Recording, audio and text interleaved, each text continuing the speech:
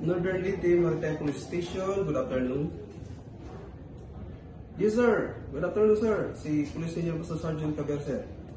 Kasi ito sir. Officer post ka sa sir, sa Alegria. Ayun sir, ano may ito sir? Mo ba sir? Pila ka box sir? Usa ka box? Oh. Usa man sir kanang, usa man sir ang klase nga box, pwede mahatag imong description sir?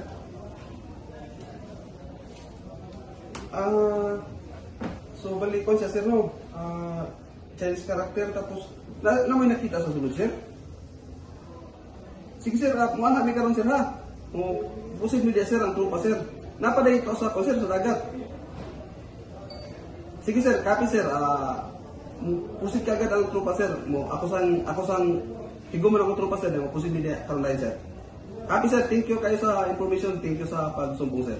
Salamat. Ito pa, pag-information, meron tumawag sa atin na may nangyari na incidente ngayon, nakuha nila yung 50 police po. Mayroong salutang-lutang doon sa shoreline na yung mga baksis ng galing ito sa China. So karoon, pupunta dito, tayo doon, tingnan natin yung content nila na mga box na may nakuha sila na believed to be Israeli militia. So, visit tayo doon. Ito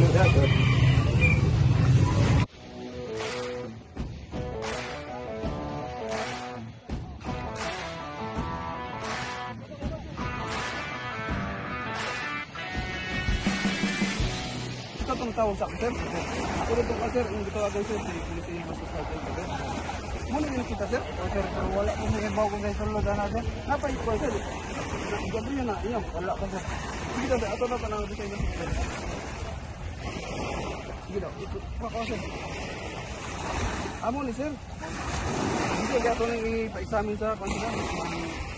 Crime lab. Kaya i-group, inside. Ano man dapat ang kauban na sir? Kapaglawan? Kapaglawan sir. Ang COVID ko? Kaya ito sir. Ano nang daw sa barko sir?